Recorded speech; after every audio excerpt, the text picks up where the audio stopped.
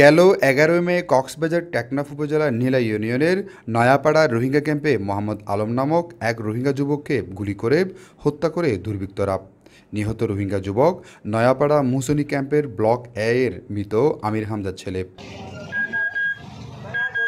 নিহত রোহিঙ্গা যুবক মোহাম্মদ আলমের হত্যা মামলায় নিরপরাধ মানুষকে মামলার আসামি করে হয়রানির অভিযোগ তুলেছেন নীলা ইউনিয়নের দক্ষিণ আলীখালীর বাসিন্দা রবিউল আলম।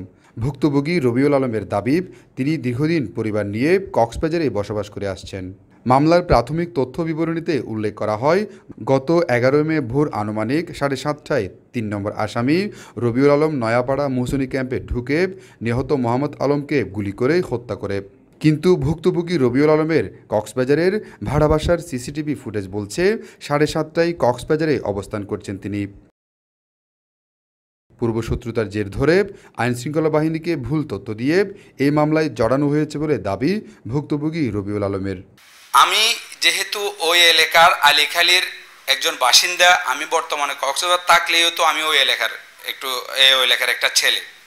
আমার ফ্যামিলিগত কিছু পারিবারিক শত্রু থাকতে পারে, জায়গা জমির বিরোধ নিয়ে কিছু শত্রু থাকতে পারে। আমার মনে হয় ওই রকম কিছু শত্রু আইনশৃঙ্খলা বাহিনীকে ভুল বুঝিয়ে আমার বিরুদ্ধে ওই মামলায় আমাকে জড়ানো হয়েছে। আমি অনুরোধ করব আইনশৃঙ্খলা বাহিনীর প্রতি সুস্থ তদন্তটা জনগণের বা সবার সামনে তুলে ধরার জন্য আমার একটা আকুল আবেদন। এই হত্যাকাণ্ডের পুনরায় সুষ্ঠু তদন্তের মাধ্যমে প্রকৃত অপরাধীদের আইনের আওতায় আনার দাবি ভুক্তভোগী রবিউল আলমের।